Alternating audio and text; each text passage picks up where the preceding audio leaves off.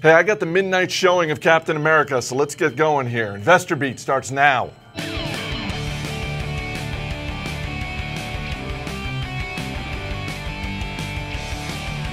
Thanks for watching. I'm Chris Hill, joined in studio by Jason Moser. Let's make it quick today, man. I'm not kidding.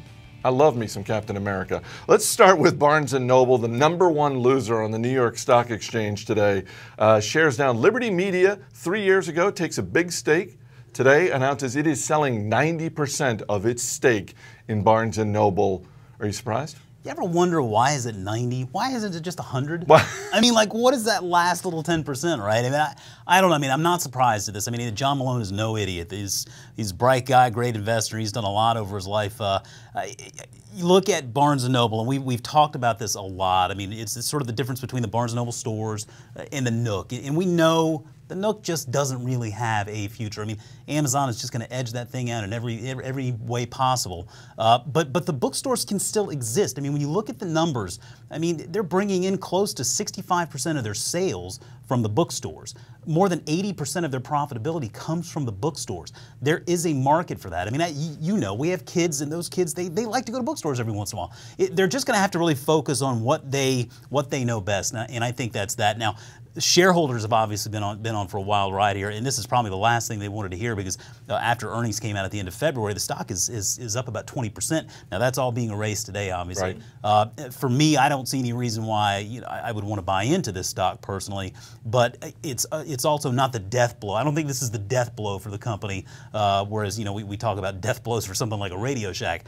Barnes & Noble can still do okay, but this definitely hurts. It's not a death blow, but in some ways this is a very instructive lesson for investors because this was a pretty clear cut and dry example of, hey, this is why we're investing. We're betting on the Nook.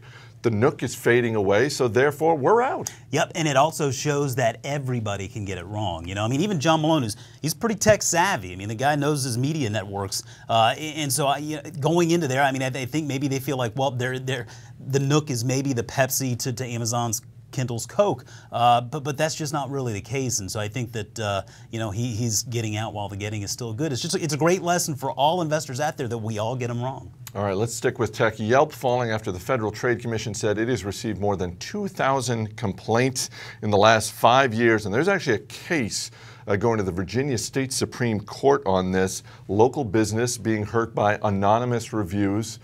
You got to be a little bit nervous if you're a Yelp shareholder here. Well, yeah. I mean, this isn't something that I think debilitates the company, but it does show that Yelp really needs to do something to change its process.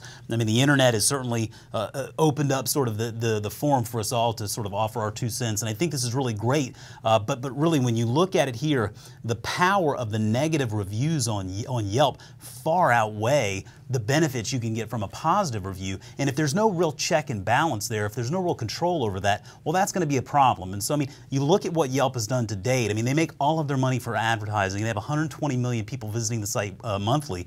People go there to get that feedback, to get those reviews, but they don't want to go there if those reviews aren't going to be helpful. And so, I mean, for all of the things that Yelp is doing well, I think that this is definitely a wake-up call that they need to adjust their process, change it a little bit. I don't know that I'm all that interested in it as an investment. I mean, the stock has done pretty well. The company is very healthy. And at the end of the day, I actually think this is probably going to be acquired by one of these bigger social media networks.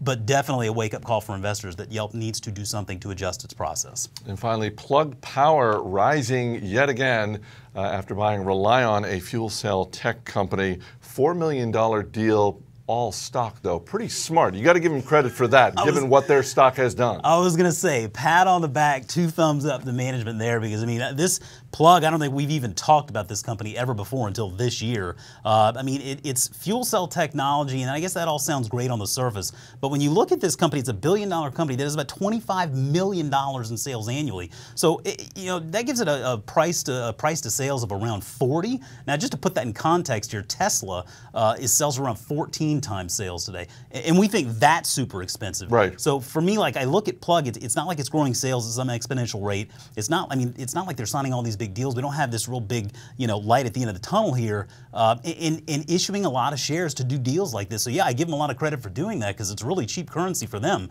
But if I'm an investor, man, I'm watching this one from the sidelines. All right, that's going to do it for today's action. Give me a stock I can put on my watch list. Well, Chris, CarMax is going to bring out earnings tomorrow morning, and this is a company that we like over in Stock Advisor. advisor. It's on David's side of the card. It's a core stock on David's side of the card, actually. And you know, they've really done a lot to sort of change this model around for going out and shopping for cars. There's no hackle model, seems to be working. We'll pay attention to unit sales there. And I'm actually going to be interested to see if they have anything to say about the weather, because, you know, car shopping is one of those things that has been hit by the weather here. And if we're looking at a decent spring to summer season, maybe they see some sales ticking up. All right, for Jason Moser, I'm Chris Hill. Thanks for watching. We'll see you tomorrow.